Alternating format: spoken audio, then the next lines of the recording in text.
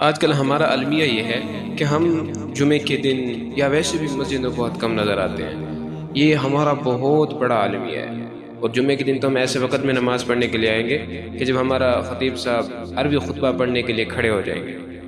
تو یہ ہماری بہت بڑی کمزوری ہے، اس کو دور کرنا چاہیے، کیونکہ مسجدیں تو ایسی چیز ہیں کہ جس سے انسان کو دل لگانا چاہیے، اور انسان جب مسجد کے اندر جائے تو اس کو سکون ملے۔ انسان اپنی طبیعت کیسا بنا لے۔ علامہ رومی رحمۃ اللہ لکھتے ہیں کہ ایک بادشاہ اپنے وزیر کے ساتھ سفر کر رہا تھا۔ سفر کرتے کرتے نماز کا ٹائم ہو گیا۔ وزیر نے کہا، بادشاہ سلامت، آپ تو بڑے آدمی ہیں، آپ نے تو نماز پڑھنی نہیں، تھوڑی دیر کے لیے رک جائیں، مجھے اجازت دے، میں تو نماز پڑھ لوں۔ بادشاہ رک گیا اور اس کو کہا، جا کر نماز پڑھ لے، لیکن یہ بات ہے کہ جلدی کرنی ہے تمہیں، دیر نہ کرنا۔ اس نے کہا ٹھیک ہے۔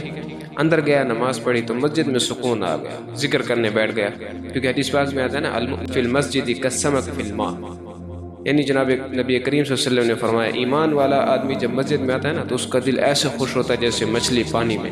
اور دوسرا جو ٹکڑا ہے حدیث کا، فرمایا المنافق فی المسجد کالطیر فی القفص، فرمایا جب منافق آدمی مسجد میں آتا ہے نا اس کا دل ایسے پریشان ہوتا ہے اور وہ ایسے تڑپتا ہے جیسے پرندہ پنجرے میں ہو۔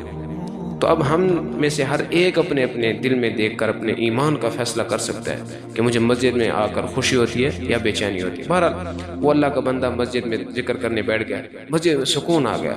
بادشاہ نے کچھ دیر تو انتظار کیا، جب زیادہ دیر نہ ہوئی تو قریب آیا اور کہنے لگا، کیا بیماری ہے، باہر نہیں آ رہے، جلدی آ، اتنی دیر ہو گئی ہے، میں تیرا انتظار کر رہا ہوں۔ وزیر نے کہا کہ مجھے آنے نہیں دیتا۔ بادشاہ پریشان ہوا، پتہ نہیں کوئی تبلیغی جماعت والا ہے جس نے پکڑ رکھا ہے۔ ہمارے تبلیغی جماعت والے ساتھی بھی الحمدللہ جب ساتھ کسی کو پکڑ لیتے ہیں نا ایک دفعہ تو اس کا کلمہ یاد کرا کے چھوڑتے ہیں۔ تو وہ بڑا پریشان ہوا، آگے گیا جوتیوں والی جگہ پر تو دیکھا کہ جوتی بھی ایک پڑی ہے۔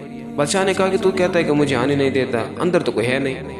علامہ رومی رحمۃ اللہ علیہ فرماتے ہیں، اس وزیر نے جو جواب دیا نا وہ سونے کے پانی کے ساتھ لکھنے کے قابل ہے۔ بادشاہ نے کہا، کون نہیں آنے دیتا؟ وزیر نے جواب دیا کہ جو تجھے اندر نہیں آنے دیتا وہی مجھے باہر نہیں آنے دیتا، یعنی جس نے تجھے اندر آنے کی توفیق نہیں دی اسی رب نے مجھے باہر آنے کی بھی توفیق نہیں دی۔ تو دیکھیں ایسے لوگ تھے کہ ان کا دل مسجدوں کے اندر سکون چاہتا تھا، یعنی جب وہ مسجد کے اندر چلے جاتے تھے تو ان کو سکون مل جاتا تھا۔ لیکن آج ایک ہم ہیں کہ مسجدوں کے اندر جانے کے لیے تیار ہی نہیں ہے۔ حالانکہ محبوب علیہ السلام نے ارشاد فرمایا، جب تم دیکھو لوگ مسجدوں کو آباد کرتے ہیں ان کے ایمان کی گواہی دو۔ مسجدوں کو آباد کرنا تو ایمان کی نشانی اور علامت ہے، مسجد شعائر اللہ میں سے ہے۔ ایک اور جگہ پر حضور پاک صلی اللہ علیہ وسلم نے ارشاد فرمایا، جہاں جہاں مسجدیں ہیں روئے زمین پر سجدے ہوتے ہیں، لوگ عبادت کرتے ہیں، نماز پڑھتے ہیں، قرآن کی تلاوت کرتے ہیں، مسجدوں میں سجدہ کرتے ہیں، درود شریف پڑھتے ہیں، عبادت کرتے ہیں۔ نبی علیہ السلام نے ارشاد فرمایا، جب قیامت کا دن ہوگا نا، رب کائنات ارشاد فرمائیں گے، اے میرے ملائکہ، اے میرے فرشتوں، جہاں جہاں دنیا میں مسجدیں تھیں میرے گھر بنے ہوئے تھے، مسجدوں والی زمین کو جنت کا ٹکڑا بناؤ، جنت کا حصہ بنا دو، جنت میں شامل کر دو۔ فرشتے سوال کریں گے، کہیں گے پروردگار عالم، مسجدوں کی یہ شان ملی ہے، مسجدوں کو یہ عزت ملی ہے کہ مسجدوں والی زمین کو جنت کا حصہ بنا دیا گیا ہے۔ یا اللہ، زمین تو بن گئی، جنت کا حصہ، مسجدوں والی زمین کو جو لوگ آباد کرتے تھے، عبادت کرتے تھے، ان بندوں کے بارے میں کیا فیصلہ ہے؟ رب کائنات فرمائیں گے کہ جس طرح مسجدوں کو جنت کا حصہ بنا دیا گیا ہے اسی طرح مسجدوں میں عبادت کرنے والوں کو بھی جنت کا وارث بنا دیا جائے۔ تو کوشش کرنی چاہیے کہ مسجدوں کے اندر ہمیں جلدی پہنچنا چاہیے، خصوصاً جمعے کے وقت، اور دوسرا یہ کہ مسجدوں کے اندر ہمیں جانے کی عادت بنانی چاہیے۔ اللہ تعالیٰ میرا اور آپ کا حامی و ناصر ہو۔